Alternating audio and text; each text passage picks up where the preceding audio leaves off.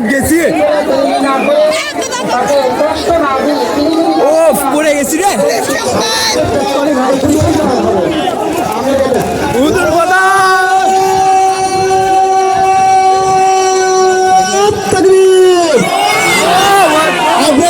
আজিব সাহেবের আগমন শুভেচ্ছার স্বাগত শুভেচ্ছার স্বাগত প্রধান বক্তার আগমন শুভেচ্ছার স্বাগত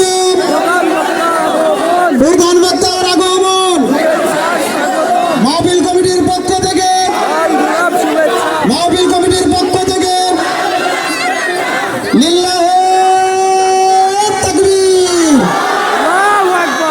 লিল্লাহে তাকবীর গান নয়। মাথায় রাখবেন, এই বাংলার মাটিতে শহীদ আবু সাইদ প্রমাণ করেছে বেঁচে থাকতে হলে বীর পুরুষের মতো বাঁচতে হবে, বাতিলের সামনে মাথা দোকানো যাবে না, ঠিক কিনা বলে?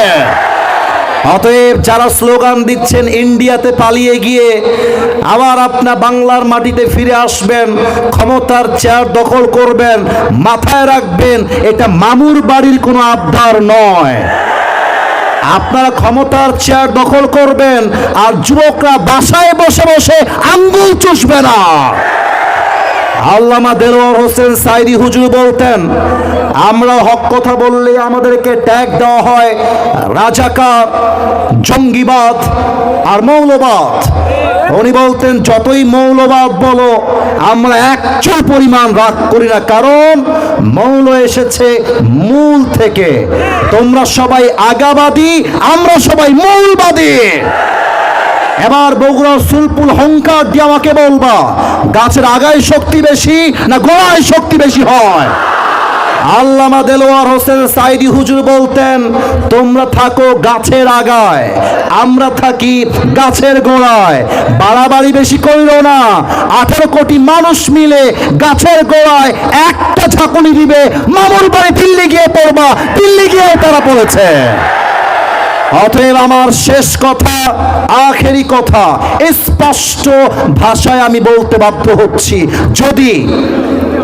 যদি আগামীতে এ বাংলার মাটিতে কোন স্বৈরাচার দেশের ক্ষমতার চেয়ার দখল করতে চায়, আমি স্পষ্ট ভাষায় বলছি, এই বগুড়ার জমিন থেকে একটা শহীদ আবু সাইদ নয়, 2টা শহীদ আবু সাইদ নয়, হাজার হাজার শহীদ আবু সাইদ মাথায় কাফনের কাপড় বেঁধে বুকের তাজা রক্ত দিয়ে শহীদ হওয়ার জন্য রাস্তায় নামতে বাধ্য হবে। হাত তুলে বলো সবাই, ঠিক কিনা?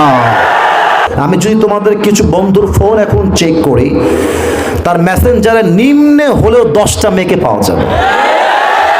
এবং এখানে এমন যুবক এখানে বসে আছে, ওর ফোন চেক করলে কমপক্ষে 100 হিন্দি গান খুঁজে পাওয়া যাবে। আজকে জানেন যে আপনার মৃত্যু কত ভয়ঙ্কর হবে। হাসতেছেন, বোঝেন বেনামাজি মৃত্যু কত ভয়ঙ্কর। শুরু করছি।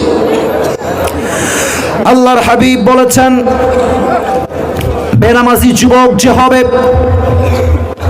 বেনামাজি মুরব্বী যে হবে, মালাকুল মউত তার সামনে যখন দাঁড়িয়ে যাবে, মালাকুল মউতের দেহের চামড়ার রং হবে নীলাভ বর্ণের চেহারা, আর পা থাকবে জমিনে, মাথা থাকবে আকাশ বরাবর, বিশাল লম্বা, বিশাল লম্বা। আর তার 2টা চোখ হবে লাল টকটকে চোখ।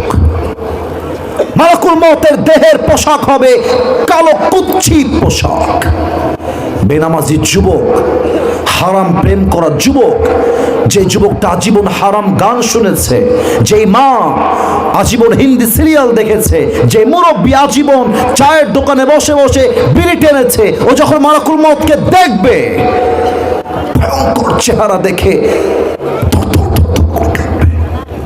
তার দেহের প্রত্যেকটা অঙ্গ প্রত্যঙ্গ থরথর থরথর করে কাঁপবে। আর তার দেহের যে পশমগুলো আছে, we call it in English goosebumps, প্রত্যেকটা দেহের প্রত্যেকটা পশম দাঁড়িয়ে যাবে আর থরথর থরথর করে কাঁপবে।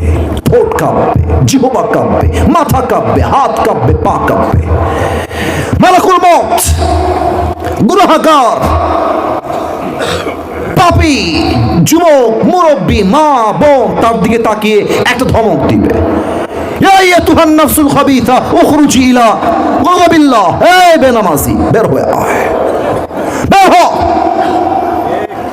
আল্লাহর গজবের দিকে জাহান্নামের দিকে বের হয়ে আয়। একটা ধমক যখন মালাকুল মউত দিবে, এই রুহটা ছিঁড়ে বের হবে। একবার ডান দিকে দৌড় দিবে, আর একবার বাম দিকে দৌড় দিবে, আর একবার মালাকুল মউতকে দেখে পেছনের দিকে দৌড়ে দৌড়ে পালিয়ে যাবে। এবার আমার বাম হাত দেখবেন সবাই, মালাকুল মউত তার বাম হাতটা পেছনের দিকে নেবে, পেছন থেকে বেনামাজির রূহের দিকে একটা থাবা দিবে। তার রূহকে যখন তার বুক থেকে এমনি টেনে হিচড়ে বের করে আনবে, হাদিসে আসছে জীবিত ছাগলকে যাবেহ না করে তার চামড়া কেউ যদি ব্লেড দিয়ে, চাকু দিয়ে, ছুরি দিয়ে টেনে হিচড়ে ছিঁড়ে ফেলে, ওই ছাগলটা যে পরিমাণ কষ্ট হয় তার চাইতে 70 গুণ বেশি কষ্ট দিয়ে বেনামাজি যুবক, বেনামাজি মুরব্বী, বেনামাজি মা, বেনামাজি বোন তার রূহটা 70 গুণ বেশি কষ্ট দিয়ে বের করা হবে। বলেন সবাই নাউজুবিল্লাহ। আচ্ছা, আপনারা যা শুনলেন এই সেকেন্ড পয়েন্টে, বলুন তো এখানে এমন কেউ কি আছেন যে এই মৃত্যুর আযাব সহ্য করতে পারবেন? এমন কেউ কি আছে? নামাজ পড়েন না কেন? কেন পড়েন না বলেন না? কেন? আল্লাহর দেওয়া রিজিক, আল্লাহর দেওয়া জীবন, আল্লাহর দেওয়া বাড়ি, আল্লাহর দেওয়া গাড়ি, আল্লাহর দেওয়া বউ, আল্লাহর দেওয়া মা, আল্লাহর দেওয়া বাবা, আল্লাহর দেওয়া সম্মান, আল্লাহর দেওয়া গাড়ি, সব তো আল্লাহর দেওয়া। সব জায়গায় সময় দেওয়ার মতো সময় আছে। আল্লাহকে দিনে মাত্র 5টা বার সময় দিবেন, এই সময়টা নাই। আপনি এত বড় গাদ্দার, আপনি এত বড় বেঈমান, কেন নামাজ পড়েন না বলেন না? ভাবেন তো একবার, যদি আজকে আপনার জীবনের শেষ মুহূর্ত হয়, আপনার মৃত্যু কতটা ভয়ঙ্কর হতে পারে। Just try to feel it, একটু ভাবেন। আপনার রূহ যখন কবজ হয়ে যাবে, আপনার নিথর লাশ দুনিয়ায় পড়ে থাকবে। বাস, লাশ যখন পড়ে থাকবে, এবার হবে কবরের খেলা, কবরের জীবন।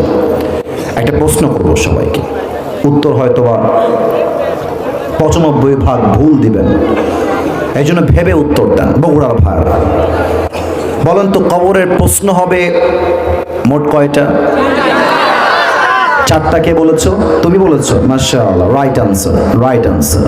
কবরের মোট প্রশ্ন হবে 4টা। আমি কাউকে বাধাবার জন্য বলি নাই, আমি শিখাতে এসেছি, নিজেও শিখতে এসেছি। বলেন সবাই কয়টা? না, এটা বগুড়ার সাউন্ডটা কমে গেছে। বলেন সবাই কয়টা? 4টা। আমি প্রশ্ন করছি, উত্তর দিবেন আপনারা। প্রথম প্রশ্ন, আপনি যখন কবরে আপনার লাশ রাখা হবে, আত্মীয় স্বজন, ভাই ব্রাদার, বন্ধু যখন 40 কদম দূরে যাবে, 2 জন ফেরেশতা আসবে। প্রথম প্রশ্ন, মার রব্বুক, এসেই বলবে, বলো তোমার রব কে? এত আস্তে আল্লাহর নাম বলবেন না, বলো সবাই রব কে? আবার বলেন, আমাদের রব কে? আল্লাহ আমার রব, এই রবই আমার সব। বলেন না, আল্লাহ আমার রব, দমে দমে তনু মনে তারি অনুভব। তোমার দুনিয়াতে আমি যেদিকে তাকাই, অথই নেয়ামতে ডুবে আছি সবাই। পাক পাখালির কণ্ঠে শুনি তাসবিহ করো রব, তাসবিহ করো রব। আল্লাহ আমার রব, এই রবই আমার সব। বলেন সবাই রব কে? আরো জোরে বলতে হবে, রব কে? এবার মালাকুল মউত আপনাকে 2 নাম্বার প্রশ্ন করবে, ওয়ামান নাবিয়ুক আতারিফু হাদার রাজুল। একজন ব্যক্তির চেহারা আপনার সামনে রাখা হবে, আর বলা হবে, do you know who is this person? এই মানুষটিকে তোমরা চেনো? সবাই কিন্তু জবাব দিতে পারবে না। কেন পারবে না? ব্যাখ্যা দিচ্ছি শর্টকাটে। সবাই বলেন তো, আমার মুখে এটা কি? আপনারা বলেছেন, আপনারা বলেন না। এটার নাম কি? দাড়ি। আমি মাইকটা হটিয়েছি কারণ আছে, কারণ আমি জানি এটার জন্য একটু দেখতে প্রবলেম হচ্ছে, এটা আমি বুঝতেছি। একটু মানায় না, লাইফ কখনো পারফেক্ট হয় না, পারফেক্ট বানায় নেওয়া লাগে। আচ্ছা বলেন তো আমাকে দাড়িতে, মিথ্যা বলবেন না, পাম্পটি দিবেন না, দাড়িতে আমাকে আনস্মার্ট লাগতেছে না স্মার্ট লাগতেছে? কি মন থেকে বললেন না স্মার্ট না আনস্মার্ট? আমাকে অসুন্দর লাগছে না সুন্দর লাগছে? অনেক মেয়ে দেখবা দাড়িওয়ালা দেখলে চুলকানি শুরু হয়ে যায়। অনেক মেয়ে আছে কেমনে বলে জানো, আমি দেখেছি নিজের চোখে। আচ্ছা আপনি দাড়িটা কেটে ফেললে ভালো হতো না? তো কেন দাড়ি কাটতে হবে কেন? বলছি যে দাড়িটা কাটলে আপনাকে দেখতে আরো যুবক লাগবে, আরো স্মার্ট লাগবে, আরো হ্যান্ডসাম লাগবে। তো আমি তোমাদেরকে একটা কথা শিখাই দিয়ে যাই, তোমাকে যদি দাড়ির জন্য বলে যে no I don't like you because of your beard, আপনি দাড়ি রেখেছেন তো আপনাকে আমার পছন্দ হচ্ছে না, তুমি বগুড়ার চুল তো, যা বলবা ভদ্রতার সাথেই বলবা, বাট মুনাফিকি কথা নয়, মুখের উপরে বলবা। বলবা আপু একটু সাইডে আসেন, একটু এক মিনিট সাইডে। তো আপু যখন সাইডে আসবে ডিসেন্ট ম্যানার, ভদ্রতার সাথে, যে আপু আপনার যেহেতু দাড়িওয়ালা ছেলে পছন্দ নয়, নবীর সুন্নাহ পছন্দ নয়, তো আমার মনে হয় যে আপনার মতো, আমি যেহেতু বীর পুরুষ, যেহেতু আমার মুখে দাড়ি আছে, আপনার মতো মেয়ের জন্য আমাদের মতো দাড়িওয়ালা পারফেক্ট হবে না, আপনার মতো রুচির মেয়ের জন্য বিটিএস এর হিজড়া ছাড়া পারফেক্ট কোনো অপশন আমার কাছে না। যেই মেয়ে দাড়ির জন্য বিয়ে করতে চায় না সে আমার বউ হওয়ার যোগ্যতাই তো রাখে না বগুড়া ভাড়া। এবার বলেন তো আমার নবীর মুখে লম্বা লম্বা চাপ দাড়ি ছিল কি ছিল না? এত আস্তে কেন বলেন সবাই, ছিল কি ছিল না? আমার নবীর মতো সুন্দর এই তল্লাটে সেকেন্ড কেউ আর কেউ কি হতে পারে? চাঁদের চেয়ে সুন্দর তুমি নবী আমার কামলিওয়ালা, দো জাহানের বাদশাহ তুমি প্যারা নবী সাল্লে আলা, দো জাহানের বাদশাহ তুমি প্যারা নবী সাল্লে আলা, চাঁদের চেয়ে সুন্দর তুমি নবী আমার কামলিওয়ালা। সুবহানাল্লাহ পড়বেন না আপনারা সবাই? আচ্ছা একটা কথা আপনাদেরকে বলেই ফেলি, যেটা আমি ভালোবাসার সাথেই বলবো। বিষয়টা হচ্ছে কমিটি আমার ভালোবাসার মানুষ, তারা আমার কলিজার টুকরা, আর বগুড়ার মানুষও আমার কলিজার টুকরা। আমি এসেছি 10:45, এখন বাজে 11:45। আমার ফর্মে ওনারা নিয়ম দেখেছেন যে আমি সব জায়গায় 1 ঘন্টা ওয়াচ করি, একই নিয়ম সব জায়গায়, সব পুরো বাংলাদেশ, ওভারঅল বাংলাদেশ। কিন্তু বগুড়ায় আসলে আমি নিয়মটা একটু চেঞ্জ করি এই জন্য যে সব জায়গায় নিয়ম দিয়ে নয়, মাঝে মাঝে ভালোবাসা দিয়েও তো হিসাব করতে হয়। তা আমার 1 ঘন্টা হয়ে গেছে এটা আমি বুঝতে পারতেছি, বাট আপনাদের মনেই হবে না যে আমি 1 ঘন্টা ওয়াচ করেছি, কারণ ওয়াচ করি এমন করে যে 1 ঘন্টা ওয়াচ করলে মানুষ বোঝে না যে 1 ঘন্টা পার হলো কেমন করে। তো আমাকে যে স্লিপ দিচ্ছেন বারবার, আদায় করে নেন, আদায় করে নেন, আদায়ের জন্য তো মাহফিল দল দিলে সমস্যা ভাই আমার। আমি তো বললাম যে আমাকে সময় দেন। আচ্ছা বলেন তো, লোক যা ছিল 1% সর্বোচ্চ কমেছে, 99% লোক তো চুপচাপ এখানেই বসে আছে। আমি কি ভুল বললাম না ঠিক বললাম? বলেন না কেন আপনারা? তো ওরা তো আছে, ওরা থাকবে, ওরা যাবে না। ওরা আসিফ হুজুরের মাহফিলে এসেছে, ওরা দোয়া না করে বাসায় কেউ ফিরে যাবে না। আমি কি এখন শেষ করে দিব না চলবে? তাহলে এইটা স্লিপ দিয়েছে যে চলবে না, শেষ হবে। আচ্ছা আমাকে মেহেরবানি করে 10টা মিনিট ওয়াচ করতে দেন। আপনাদের যে দায়িত্ব আপনারা আমাকে দিয়েছেন, দিস ইজ মাই রেসপন্সিবিলিটি, এটা আমার দায়িত্ব, এটা আমি ঠিক করে দিয়ে যাব। আরে বগুড়ার মানুষ ভালোবাসে আমাকে, আমি ভালোবাসি বগুড়ার মানুষকে। সবাই তাকবীর দেন, নারায়ে তাকবীর। শেষ কথা, নবীর কথা। আমি আগামীতে ডক্টর ইউনূস সাহেবকে একটা আইন পাশ করবার জন্য এই বগুড়ার জমিন থেকে বিনীত আবদার রাখছি। আশা রাখছি আপনারা বাটের হুঙ্কার দিয়ে আমাকে একমত জানাবেন।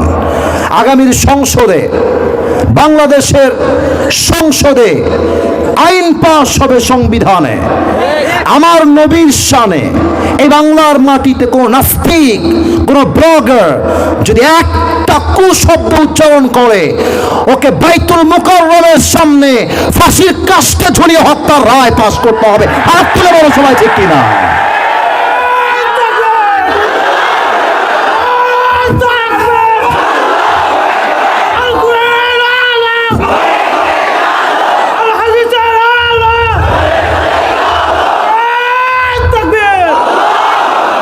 এটা শুধু মুখের স্লোগান নয়, মাথায় রাখবেন এই বাংলার মাটিতে শহীদ আবু সাইদ প্রমাণ করেছে বেঁচে থাকতে হলে বীর পুরুষের মতো বাঁচতে হবে, বাতিলের সামনে মাথা তো করা যাবে না, ঠিক কিনা বলে?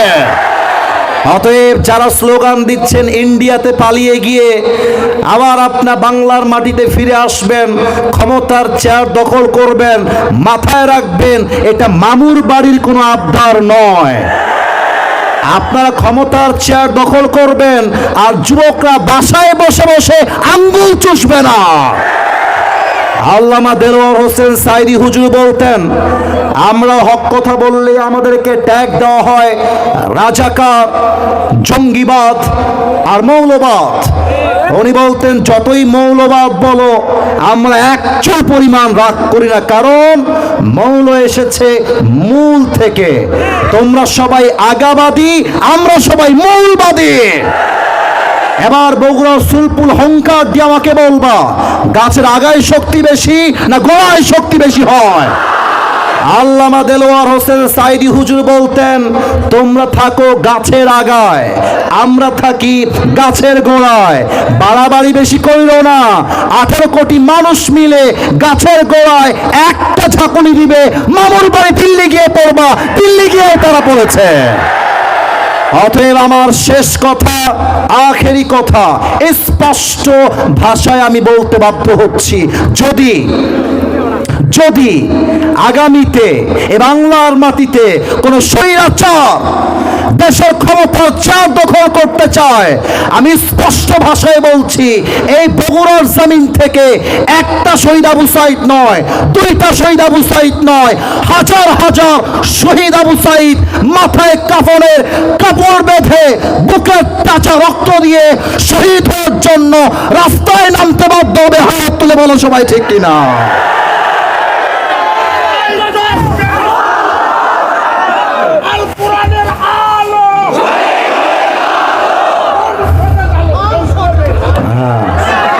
আর আব্বাজান খেপে গেছে, আব্বাজান, আর না আব্বাজান,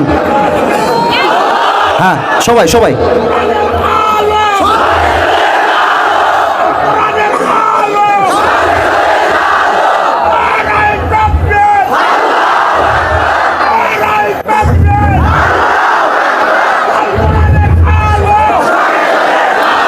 আমার আব্বাজান প্রমাণ করেছেন এখানে শুধুমাত্র যুবকরাই সিংহের বাচ্চা নয়, মুরব্বীও সব সিংহের বাচ্চা, বীর পুরুষের বাচ্চা আমার সামনে বসে আছে।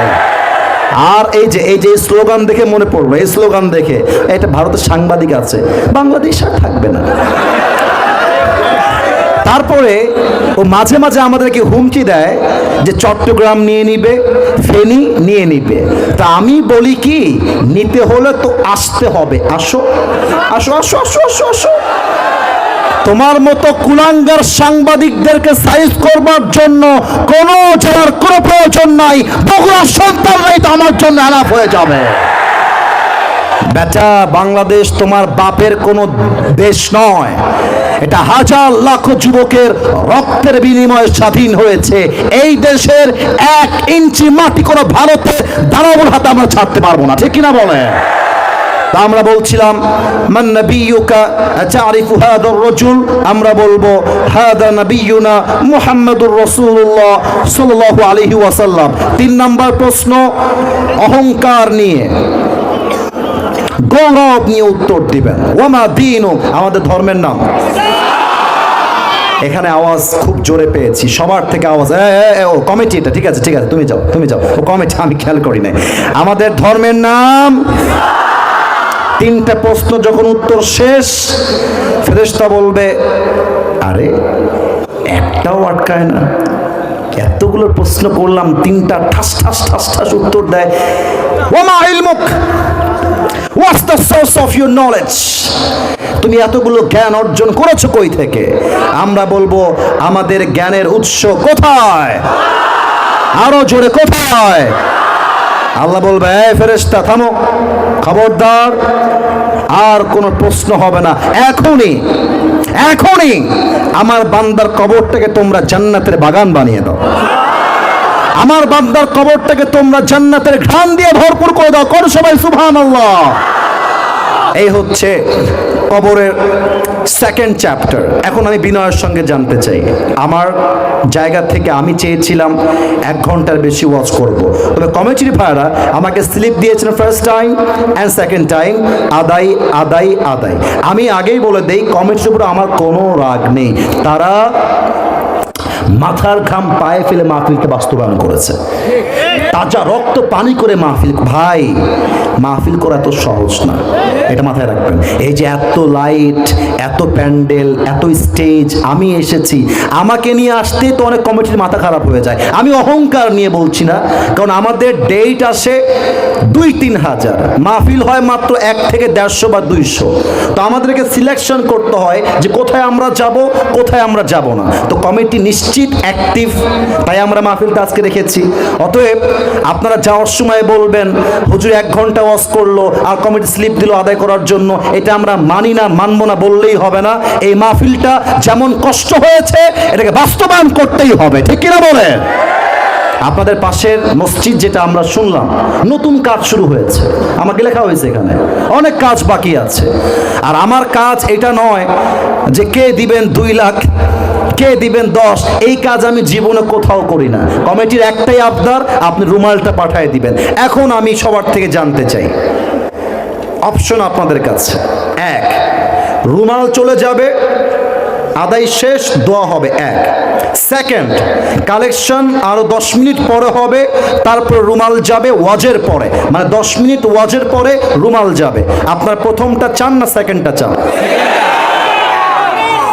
কি আবেগ না বিবেক? ফার্স্ট ওয়ান না সেকেন্ড ওয়ান? সেকেন্ড ওয়ান হচ্ছে ওয়াজ 12টা পর্যন্ত চলবে, তার আগে ওয়াজ শেষ হবে না। আপনারা সবাই অ্যাগ্রি না ডিসঅ্যাগ্রি? সবাই দ্বিমত না একমত? তাহলে সবাই 2 হাত তোলেন, সবাই 2 হাত তোলেন। আপনাদের পারমিশন পেয়ে আমি সামনে আগাচ্ছি। হাত তুলেন সবাই, হাত উপরে তুলেন। বগুড়া সুলপুল যে আসলে এই বাঘের বাচ্চা প্রমাণ করতে হবে এখন। সবাই একটা কাশি দেন। আগের স্লোগান ছিল 100তে 100, 1 ঘন্টা পর স্লোগান দিচ্ছি, আগের মতো আওয়াজ চাই। নারে তাকবীর! আল কোরআনের আলো, আল হাদিসের আলো, কোরআন হাদিস যেখানে, আলেম ওলামা যেখানে, বগুড়াবাসী যেখানে। মাশাআল্লাহ, আমাকে 10 মিনিট সময় দিবেন। এর মাঝে যদি কেউ উঠে যায়, আপনি আমাকে ডাক দিবেন। আপনি যেখানেই থাকেন, আপনি আমাকে ডাক দিয়েন, ওকে আমি দেখে নিব। 10 মিনিট সময় দিবেন। আমি বলেছিলাম মৃত্যুর পর, হাসবেন না, না না হাসি না, কথা শোনেন। মৃত্যুর পর আমাদেরকে কবরে যাওয়ার পর নতুন একটা জীবন দিবে একজন। বলেন সবাই, তিনি কে? এটা ব্যাখ্যা দিব না, এটা এখানেই শেষ। 2 নাম্বার, হিসাব দিবস কায়েম হবে জীবিত হওয়ার পরে। 2 হাত দেখেন, আমার হাত তুলতে হবে না, আমার 2 হাত দেখেন, দেখা যায় বগুড়ার ভাইয়েরা। আল্লাহ বলবে, আসিফ হুজুরের আমল নামা ওজন দাও। আমল নামা ওজন দেওয়া হবে। একটু উত্তর চাই। এটা হচ্ছে আমার ডান আমল, এটা আমার, হ্যাঁ কথা বলো, এটা আমার ডান আমল, এটা আমার বাম আমল। আল্লাহ বলবে ওজন দাও। খুব খেয়াল করবে, 2টা আমল ওজন দেওয়া হবে। আল্লাহ যখন কে উঠছে ওখান থেকে, আমি কিন্তু ওয়াদা করেছি, ওয়াদা যে ভাঙবে সে মুনাফিকের কাতারে শামিল হয়ে যাবে।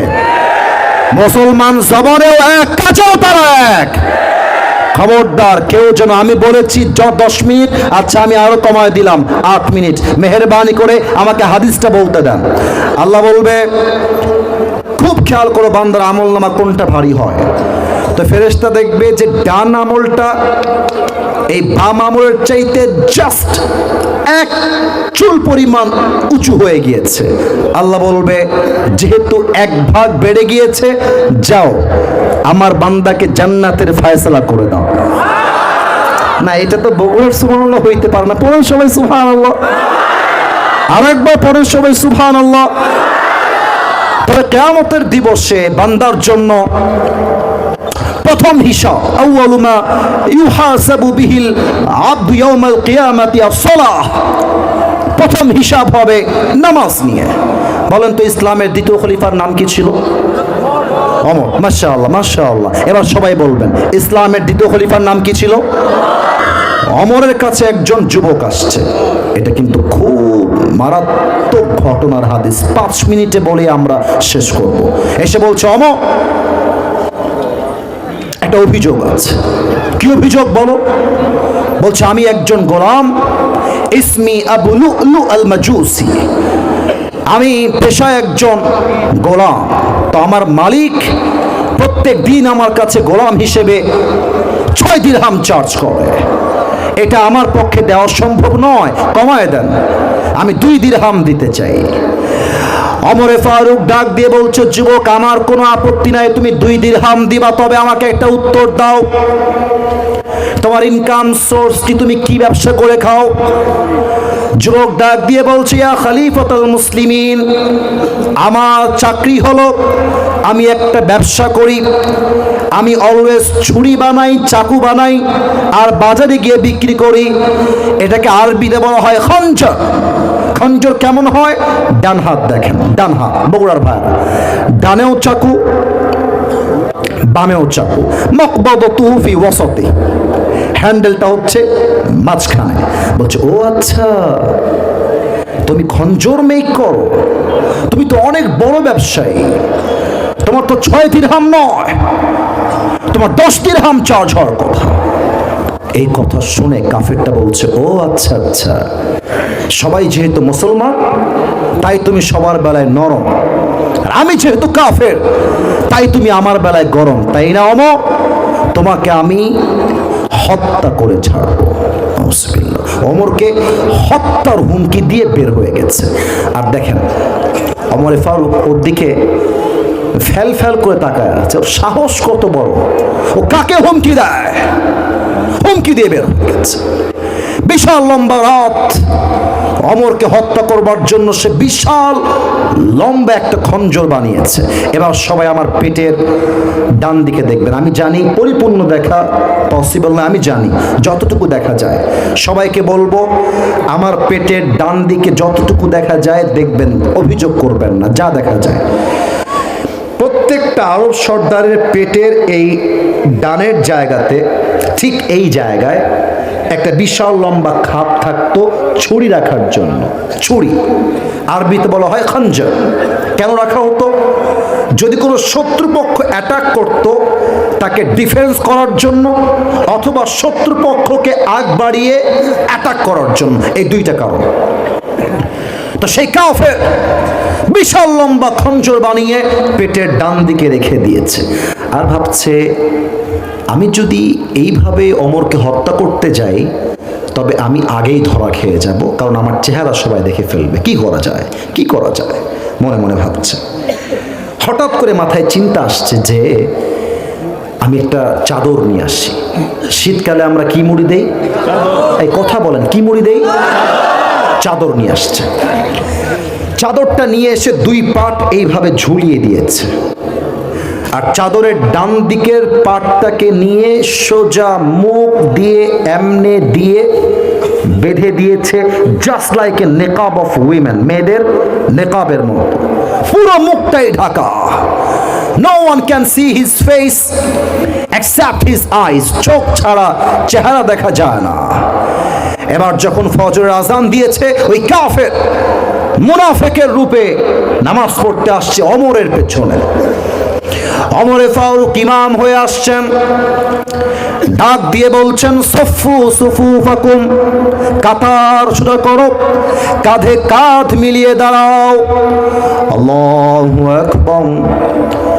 سبحانك اللهم وبحمدك وتبارك اسمك وتعالى جدك ولا إله غيرك الحمد لله رب العالمين الرحمن الرحيم مالك يوم الدين ওমর ফারুক আল্লাহু আকবার দিয়ে নামাজ শুরু করে দিয়েছে সানা পড়েছেন সূরা ফাতিহা পড়েছেন কিরাত পড়েছেন কিরাত যখন শেষ হয়ে গিয়েছে এবার ওমর ফারুক আল্লাহু আকবার রুকুতে গিয়েছেন আর ওমরের পেছনের কাতারেই ওই কাফের ছদ্মবেশে মুয়াজ্জিনের ডান পাশে দাঁড়িয়ে ছিল অপেক্ষায় ছিল ওমর ফারুক যখনই রুকুতে যাবে ওই কাফেরটা এক লাফ দিয়ে সামনের দিকে চলে আসবে ওমর ফারুক যখন পড়েছে আল্লাহু আকবার সাহাবায়ে কেরাম সবাই রুকুর জন্য ঝুঁকে গিয়েছেন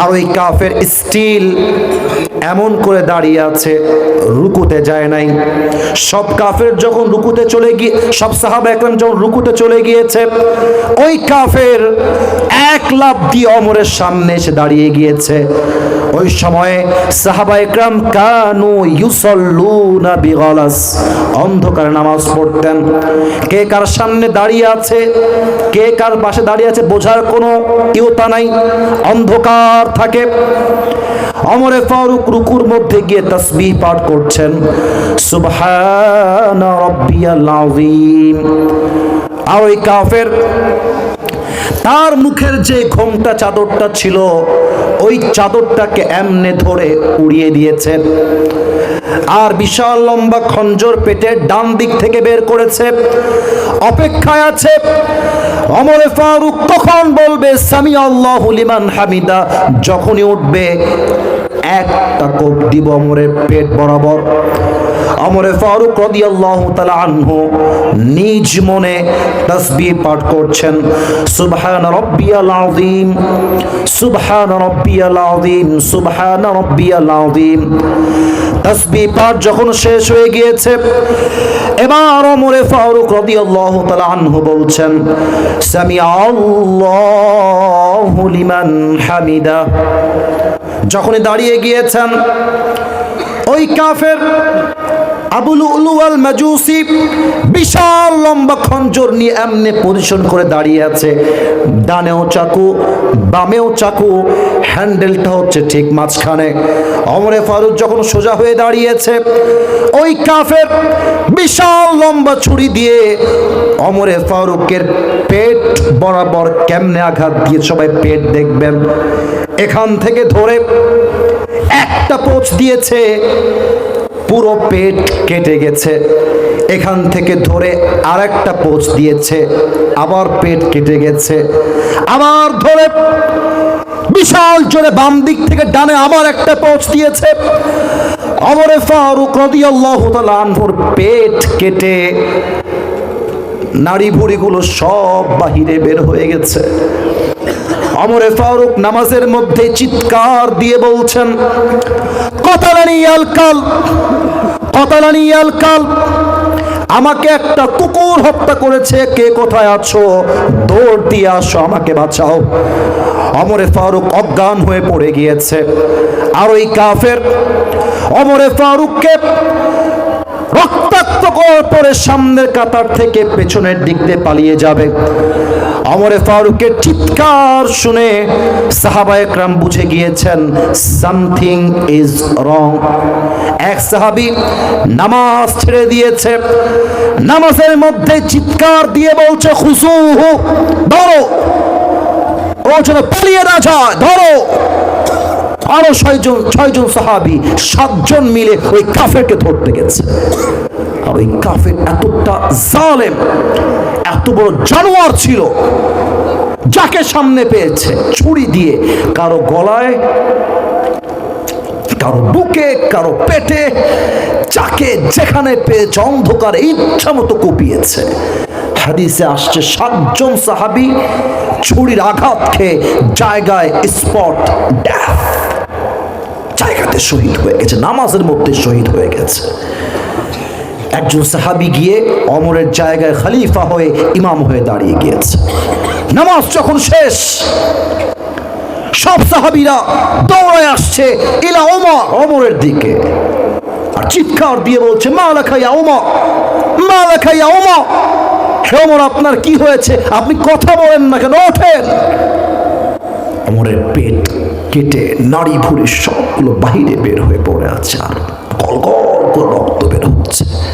দুইজন ডাক্তার আসছে, এসে দেখেন ওমর ফারুক এমনে অজ্ঞান হয়ে শুয়ে আছেন, সেন্স নাই, টোটালি অ্যান্ড কমপ্লিটলি সেন্সলেস, কোনো জ্ঞান নেই। দুইজন ডাক্তার এসে, একজন বাম কাঁধে একজন ডান কাঁধে, এইভাবে দিয়ে হালকা একটু তুলেছে, মুখটা একটু ফাঁকা করে একটা গ্লাস পানি নিয়ে এসে এক ঢোক পানি দিয়েছে। পানি যখন মুখে গেছে, গলা দিয়ে পানিগুলো নেমে, বুক দিয়ে পানিগুলো নেমে, পেট এত পরিমাণ কেটে গেছে যে সবগুলো পানি পেট দিয়ে বের হয়ে গল গল করে বাহিরে বের হয়ে গেছে। সাহাবা একরাম বলছে পানি দিয়ে কাজ হবে না, দুধ নিয়ে আসো, দুধ গাও খাওয়া সহজে বের হবে না। দুধ নিয়ে আসছে, আবার ওমরকে উঠিয়েছে, ঠোঁট ফাঁকা করে মুখে পানির দুধ দিয়েছে। দুধ যখন গলা দিয়ে নেমেছে, গলা দিয়ে নেমে বুক দিয়ে নেমে সবগুলো দুধ পেট কেটে বাহিরে বের হয়ে গেছে। এই দৃশ্য সচক্ষে সাহাবা একরাম দেখে কারো চোখে আর পানি আটকায় না, সবাই বুঝে গেছে ওমর ফারুক হয়তো বা কখনোই চোখ খুলবেন না। এবার সবাই আমার চোখটা একটু খেয়াল করবেন। এক সাহাবী দূরে দাঁড়িয়ে আছে, হঠাৎ করে সে দেখছে ওমর ফারুক সাডেনলি হঠাৎ করে চোখটা একটু খুলেছে, একদম ভেরি লিটল বিট, একদম জাররা অ্যামাউন্ট, ছোট্ট করে। ওই সাহাবী দূর থেকে দেখেই চিৎকার দিয়ে বলছে মা লাকা ইয়া ওমর, হে ওমর আপনার কি হয়েছে, কি লাগবে আমাকে বলেন। দৌড় দিয়ে আসছে। সাহাবা একরাম খেয়াল করছে ওমর ফারুক মুখ দিয়ে কোনো কথা বলছেন না, কিপ কোয়াইট, কিপ সাইলেন্ট, চুপ আছে। ইঙ্গিত করছে কি দেখেন, একবার কান একবার ঠোঁট, একবার কান একবার ঠোঁট। ওই সাহাবী ভাবছে কি বলছে আমাকে, আমার বুঝতে হবে আগে, দাঁড়িয়ে ভাবছে কি বললেন। মাথায় কাজ করেছে ওমর ফারুক হয়তো আমাকে শেষ ওসিয়ত করবেন, আমার কানটা ওনার মুখের কাছে নিতে বলছেন। দৌড় দিয়ে গিয়ে ওমর ফারুক রাদিয়াল্লাহু তাআলা আনহুর মুখের কাছে সাহাবী কান বাড়িয়ে দিয়েছে, আর বলছে ওমর কি লাগবে আমাকে বলেন, যা বলবেন তাই করতে আমি বাধ্য থাকবো। কান বাড়িয়ে দিচ্ছে, আর মনে মনে ভাবছে হয়তো আমাকে শেষ ওসিয়ত করবে যে তুমি আমার সন্তানকে দেখে রেখো, তুমি আমার বউকে দেখে রেখো, তুমি আমার রাজ্যের সম্পদ দেখে রেখো, এই চিন্তা করে কানটা বাড়িয়েছে। আর ওমর ফারুক ওই মুহূর্তে পেট কেটে নাড়ি ভুঁড়ি সব বাহিরে বের হয়ে গেছে। উনি শেষ কথা ওকে জিজ্ঞেস করছেন, এই সাহাবী আফাল্লান নাস, বউবাদ, মা বাদ, বাচ্চা বাদ, সন্তান বাদ, সবাই বাদ, আমাকে জাস্ট একটা উত্তর দাও। আমি যখন অজ্ঞান হয়ে গেলাম, আমার অজ্ঞান হওয়ার পরে আমি একটা নামাজের ইমাম ছিলাম, আমাকে আগে খবর দাও আমার অজ্ঞান হওয়ার পরে ওই নামাজ সাহাবা একরাম জামাতের সঙ্গে আদায় করেছে কিনা। সুবহানাল্লাহ, বলেন সুবহানাল্লাহু আকবার, আবার পড়ে আল্লাহু আকবার। আরে ভাই, এটা কোন সাহাবী যাকে আল্লাহর হাবিব দুনিয়াতেই জান্নাতে টিকিট দিয়ে বিদায় নিয়েছেন? আর ও তো নামাজ না পড়লেও জান্নাতি, ও তো আমল না করলেও জান্নাতি। এমন একজন জান্নাতের সার্টিফিকেট পাওয়া মানুষ, তার পেটটা কেটে নাড়ি ভুঁড়ি সব বের হয়ে গেছে, সেই মানুষটা জীবনের সব ভুলে গেছে, শেষ মুহূর্তে নামাজকে ভোলেন না। এটাই প্রমাণ নামাজ নাই যার, ঈমান নাই তার। নামাজ নাই যার, মুসলমান হিসেবে পরিচয় দেওয়ার কোনো যোগ্যতাই তার নাই। বগুড়ার ভাড়া ঠিক কিনা বলে? নামাজ হচ্ছে আপনার জীবনের প্রথম পরিচয়, এটাই পরকালের জীবনের প্রথম হিসাব। শেষ কথা, হিসাব দিবস শেষ, আল্লাহ দুইটা দল ভাগ করবে, এক ডানপন্থী, দুই বামপন্থী। ফারিকুন ফিল জান্নাহ ওয়া ফারিকুন ফিস সাঈর। One group will enter in the paradise and another group will enter in the hellfire. একদল যাবে জান্নাতে, আরেক দল যাবে জাহান্নামে। আমি আমার শেষ প্রশ্ন করছি বগুড়াবাসীর জন্য, আমরা সবাই জাহান্নামী হতে চাই না জান্নাতি? ও ভাই দিল থেকে কও, আমরা সবাই জাহান্নামী হতে চাই না জান্নাতি? জাহান্নামীর মর্যাদা আর জান্নাতীর মর্যাদা কখনো কি আল্লাহর চোখে সমান সমান হতে পারে? আল্লাহ আমাদের সবাইকে জান্নাতি হওয়ার তৌফিক দান করুন। পড়েন সবাই আমিন। সবাই দুই হাত তোলেন। দাঁড়িয়ে থাকা ভাইরা, বসে থাকা ভাইরা, আপনারা কি মুনাফিক না মুসলমান? এই আসতে কেন, মুনাফিক না মুসলমান? আমাদের ওয়াদা আছে, মুসলমান ঘরের সন্তান, জবানে এক, কাজেও এক।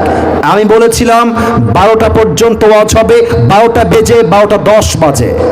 আমরা কেউ বুঝি নাই কখন টাইম পার হয়ে গেছে।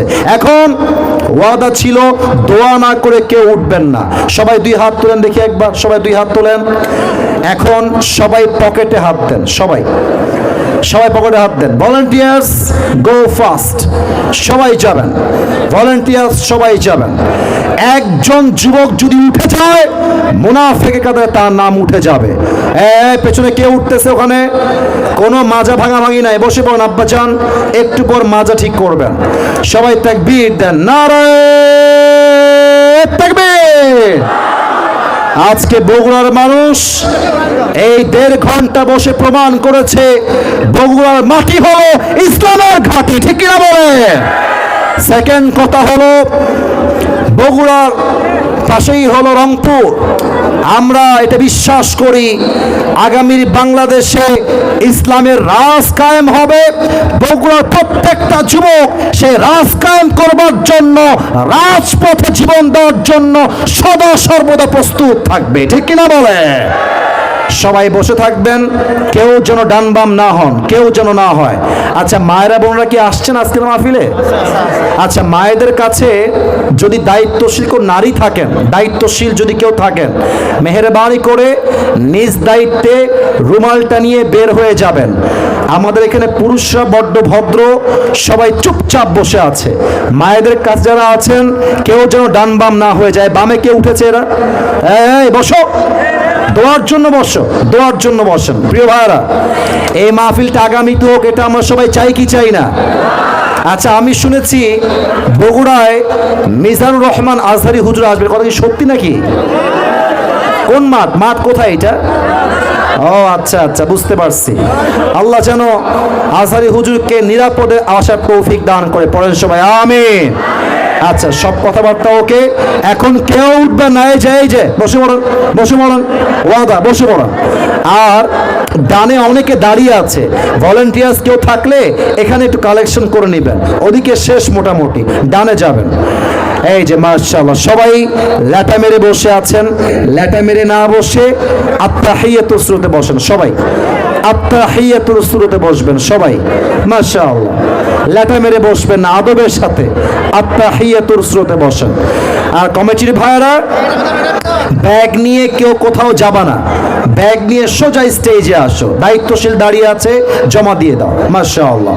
আমি দোয়া করি আল্লাহ এই মসজিদকে বিশাল বড় মসজিদ হিসেবে এবং মুসল্লিওয়ালা মসজিদ হিসেবে কবুল করো। পরে সবাই আমিন। আলহামদুলিল্লাহি রাব্বিল আলামিন। والصلاة والسلام على سيد الأنبياء والمرسلين وعلى آله وأصحابه أجمعين। আল্লাহ রাব্বুল আলামিন, গভীর অন্ধকার রাত প্রায় 12:30 বেজে গিয়েছে। আল্লাহ, এই ছেলেবেলে, কিসের সেলফি, কিসের মারামারি? চুপ করে বসো। আস্তাগফিরুল্লাহ, দোয়া করছি, কোনো আদব নাই, চুপ করে। আস্তাগফিরুল্লাহ। আল্লাহ রাব্বুল আলামিন, শবে বরাতের বরকতপূর্ণ রাতে তোমার শাহী দরবারে হাত তুলেছি। আল্লাহ, আমি অধম পরকালের জীবন নিয়ে 5টা ভূমিকায় কথা বলেছি। আল্লাহ, আমার কথার মাঝে ভুল ভ্রান্তি হতে পারে। আল্লাহ, ভুলগুলো ক্ষমা করে দিয়ে সবাইকে তুমি সঠিক কথা অনুযায়ী আমল করার তৌফিক দান করে দাও। আল্লাহ রাব্বুল আলামিন, কমিটির ভাইরা দিনরাত পরিশ্রম করে আজকের এই মাহফিলকে বাস্তবায়ন করেছে। আল্লাহ, মাথার ঘাম পায়ে ফেলে তাজা রক্তকে পানি করে মাহফিলটাকে বাস্তবায়ন করেছে। আল্লাহ, আমার কমিটির ভাইরা যেই পরিমাণ পরিমাণ শ্রম দিয়েছে, কষ্ট করেছে আল্লাহ, সকলের শ্রমকে তুমি তোমার সন্তুষ্টির ওয়াসিলা হিসেবে কবুল এবং মঞ্জুর করে নাও আল্লাহ। আল্লাহ রাব্বুল আলামিন দয়া করে মেহেরবানি করে আমাদের পক্ষ হতে যাদের জনম দুঃখিনী আম্মা জান, জনম দুঃখী আব্বা জান বিদায় নিয়ে অন্ধকার কবরে চলে গিয়েছে, সকলের কবরকে তুমি জান্নাতের বাগান হিসেবে কবুল এবং মঞ্জুর করে নাও আল্লাহ। আল্লাহ রাব্বুল আলামিন দয়া করে মেহেরবানি করে আজ আমরা যেমন কোরআনের বাগানে একসঙ্গে বসতে পেরেছি আল্লাহ, আমাদের সবাইকে তুমি জান্নাতুল ফেরদাউসের মেহমান হিসেবে কবুল এবং মঞ্জুর করে নাও আল্লাহ। আল্লাহ রাব্বুল আলামিন দয়া করে মেহেরবানি করে আমার মাহফিলের স্টেজে অনেক মান্যগণ্য ব্যক্তিবর্গরা বসে আছে, এই মসজিদের সভাপতি সহসভাপতি হয়ে উপস্থিত রয়েছে আল্লাহ, মেহেরবানি করে সবাইকে তুমি ইসলামের খাদেম হিসেবে কবুল এবং মঞ্জুর করে নাও আল্লাহ। আমাদের মসজিদের খতিব সাহেব আমাদের এখানেই বসে আছে আল্লাহ, আমরা দিল থেকে দোয়া করছি আল্লাহ, খতিব সাহেব সহ যারাই দায়িত্বে রয়েছে আল্লাহ, সবাইকে তুমি ইসলামের সৈনিক হিসেবে কবুল এবং মঞ্জুর করে নাও আল্লাহ। আমার কলিজার টুকরা আম্মা জানরাও হাত তুলেছে আল্লাহ, প্রত্যেকটা মা বোনকে তুমি ফাতেমার চরিত্রে চরিত্রবান হওয়ার তৌফিক দান করে দাও আল্লাহ। আমরা যারা আমিন আমিন বলছি সকলের মনের নেক আশাকে তুমি কবুল এবং মঞ্জুর করে নাও আল্লাহ। রব্বানা তাকাব্বাল মিন্না ইন্নাকা আনতাস সামিউল আলিম ওয়া তুব আলাইনা ইন্নাকা আনতাত তাওয়াবুর রহিম। সুবহানা রাব্বিকা রাব্বিল ইজ্জাতি আম্মা ইয়াসিফুন ওয়া সালামুন আলাল মুরসালিন ওয়ালহামদুলিল্লাহি রাব্বিল আলামিন। বগুড়ার ভাইরা, আবার কোনো একদিন দেখা হবে ইনশাআল্লাহ।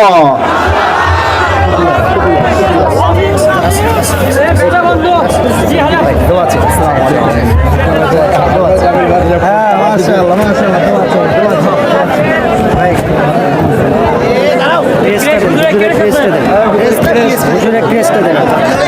হ্যাঁ,